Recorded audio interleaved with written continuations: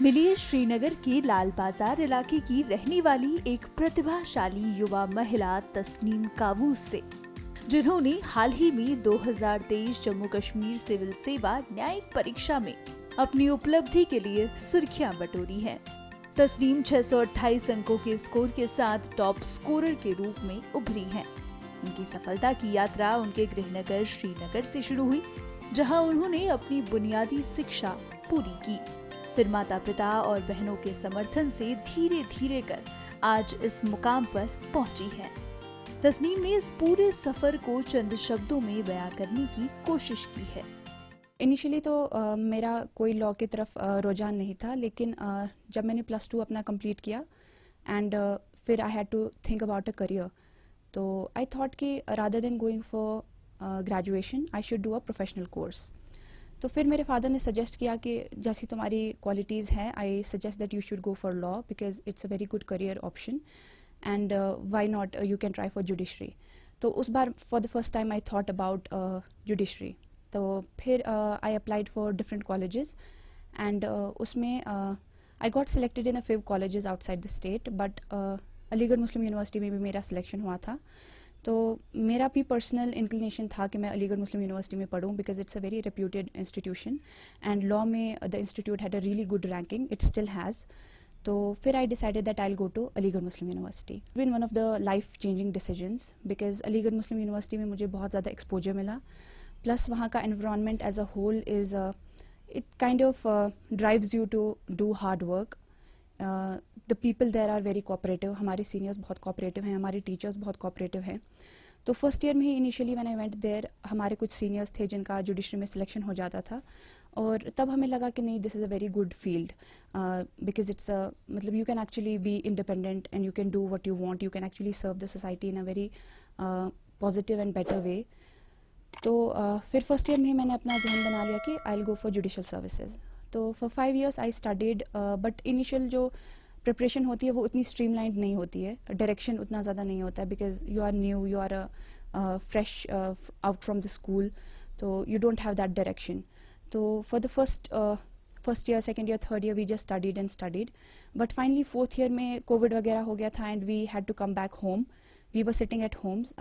Then I decided that this is the prime time and I have to focus on my studies now if I actually want to do judicial services. I had this thing in mind that I have to give it these 2 years completely. फिर मैंने 4th year और 5th year अपना I started analyzing the syllabus and etc. तो I started preparing for competitive examinations. तो by the time मेरा LLB ख़त्म हुआ, I was almost done with my preparations. But हाँ, because of the fact that COVID हुआ था and our classes were conducted online and we were a lot of our syllabus was not being disturb हो गया था, हमारा पूरा routine ख़राब हो गया था। तो that's why I had to take a coaching. तो I did my coaching from Rahul's IAS, which is a very reputed institute for judicial coaching, and I took that coaching online. That was a very big challenge for me because I had to take classes for 8-9 hours sometimes at a stretch. So I had this pressure that I have to complete my coaching as soon as possible because the vacancies will be out anytime and I should be done with my syllabus. So to complete it quickly, I used to take extra classes as well so that my syllabus gets finished in time. So then immediately after I graduated, the posts for prosecuting officers were noticed and notified. So I applied for that and I got selected in prelims, then mains and then interview, and I qualified it with the 8th rank. I was also simultaneously doing my LLM. तो उसी के बीच में judiciary की vacancies notify हुई और फिर मैंने उसका भी प्रीलिम्स दिया, फिर मेंस दिया, and then finally recently I took the interview and then the results were out. So I had joined as a prosecuting officer as well, but now I have qualified as a judicial officer. कितना challenging रहा ये sir आपके लिए? Challenging तो बहुत रहता है because जैसे मैंने आपको बताया कि मैं LLM भी कर रही थी और एक एकेडमिक कोर्स के साथ साथ एक कॉम्पिटिटिव एग्ज़ाम की तैयारी करना कैन बी रियली चैलेंजिंग. और ये भी एक चीज़ इंसान के दिमाग में एक लिमिटेशन होती है कि I am a fresher, experience उतना नहीं है. बट मेरे लिए मतलब I have always been a student who focuses on his or her preparation. मतलब I don't think about the repercussions या रिजल्ट्स एज मच. मैं उस टाइम भी ये नहीं सोचती थी कि मेरा होगा या नहीं होगा, मैं सोचती थी कि एग्ज़ाम है and I have to do my best. Tasneem की बहन बताती हैं कि उनके सफर में परिवार ने किस तरह उनका साथ दिया साथ ही उन्हें हिम्मत दी कि वो इस मुकाम तक पहुंच सकती हैं। हमारी तरफ से यही था, more of psychological support, emotional support, like we were there for her जब इसको ज़रूरत थी।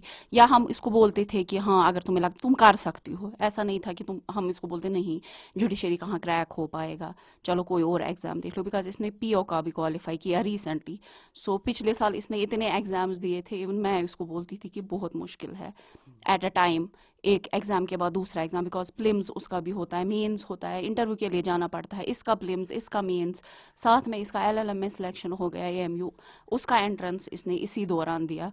मतलब इस 1-2 साल में इसने almost 10-15 exams, because semester exams भी इसको देने पड़ते थे उसके। तो कितनी खुशी हुई जब आपने सुना कि बहुत बहुत ज़्यादा, मतलब इट वाज समथिंग जो अनबिलीवेबल था। वी एक्सपेक्टेड, मैं इसको बोलती थी बिकॉज इसका कैलिबर वैसा था और एफर्ट्स इसने उतने डाले, लाइक शाम को ये 2-2:30-3 बजे तक भी पढ़ती थी, सुबह सवेरे 6-7 बजे। और मैं उसको हमेशा बोलती थी कि नहीं, नींद ज़रूरी है, लाइक बीइंग अ साइकेट्रिस्ट, कि स्लीप इज़ इम्पॉर्टेंट, एटलीस्ट 5-6 घंटे तुम सो, वरना इसका वो था कि ये उसको भी रिड्यूस कर देती। तस्नीम की सफलता न केवल उनकी अपनी क्षमताओं का प्रमाण है, बल्कि किसी की पूरी क्षमता को उजागर करने में शिक्षा और कड़ी मेहनत की शक्ति का भी प्रमाण है। वो उन सभी लड़कियों के लिए एक उदाहरण बन गई हैं जो अपनी जिंदगी में कुछ कर गुजरना चाहती हैं।